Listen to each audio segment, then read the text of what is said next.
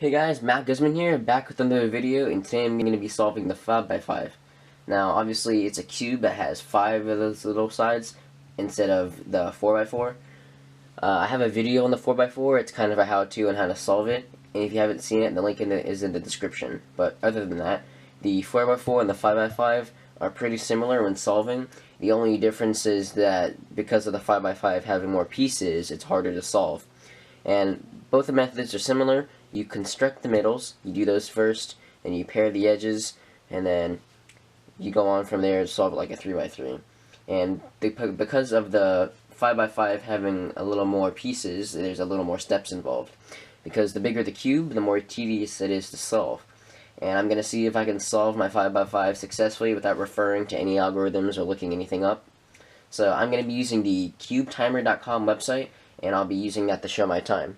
So yeah, let's go do it. Alright, so I have my 5x5 here up with cubetimer.com, which is the website I'm going to use. So I'm going to scramble it up and see how fast I can solve it. And as I'm going along, I'll explain what I'm doing as I'm solving. So yeah, and I'm scrambled it up, and I'll see how fast I can do it.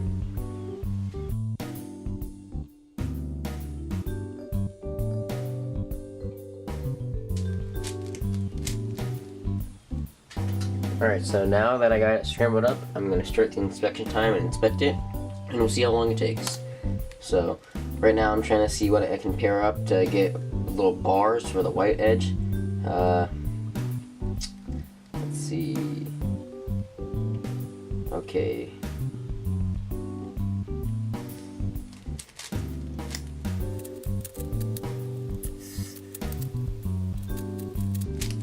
Alright, now I'm going to do the same thing except the yellow side now.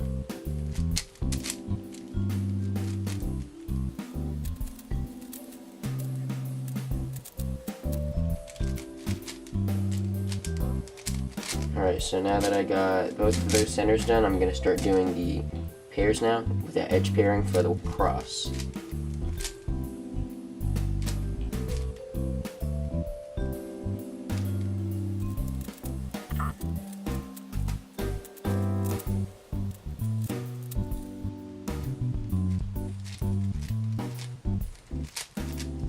Alright, so now that I got 3 of those cross pieces, I'm going to start doing the rest of the centers now. So it's basically the same technique of doing the bars, except it's a tiny bit harder because you have to keep in mind not to break anything else as you're doing it.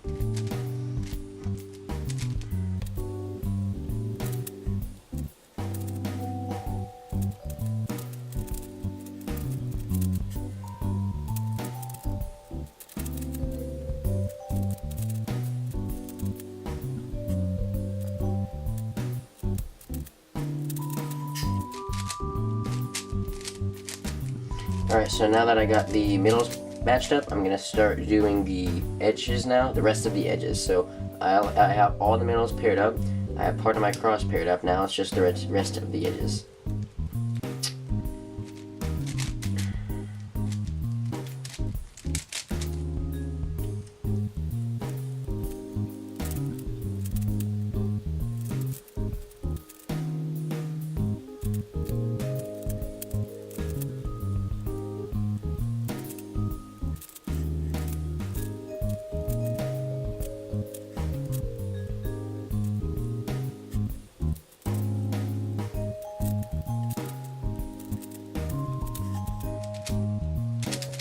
Alright, so right here where they're the same colors except this one is swapped, it's called a parity, and there's one algorithm you can do to get that fixed, and I'll do that right now.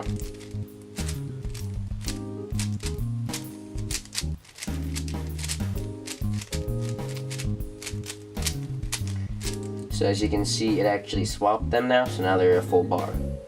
Now I'm just going to do a couple of these left.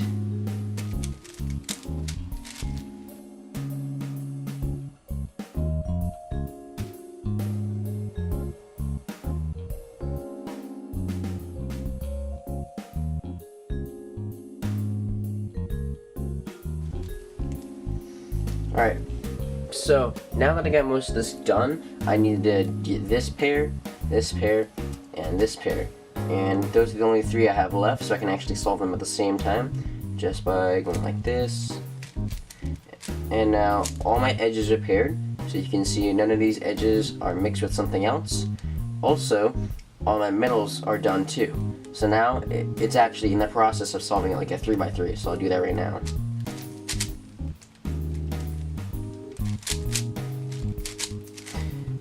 I really doubt I need to speed this up because I've solved plenty of 3x3s. Unless I horribly mess up, which I really hope I don't. So far so good. Nothing too bad. It's pretty much similar to any other 3x3 I have. You know, if it'll let me turn the cube, that'd be nice. Let's see.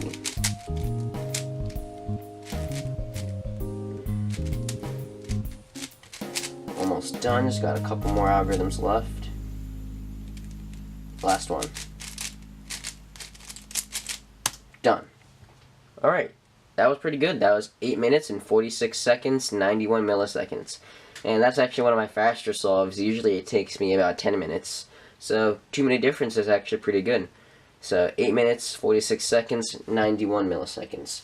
Now, what I did is I solved the white center first, solved the yellow center, and then did 3 out of the 4 cross pieces, so then I could continue doing the rest of the centers.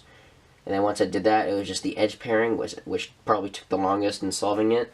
And then once all the edges were paired, all the middles were done, I just needed to solve it like a 3x3. And then once I did that, it's done. So, I hope this was worth your time watching. I really hope it was, and if you did find it interesting, please like the video and turn on notifications, and look up for any other YouTube videos I have on a Rubik's Cube or videos in general. And please make sure to check out my other Rubik's Cube videos, like getting a sub-30 on a 3x3, or my how-to tutorial on the 4x4. So yeah, keep on the lookout for any other videos, and I'll see you on the next one. Bye!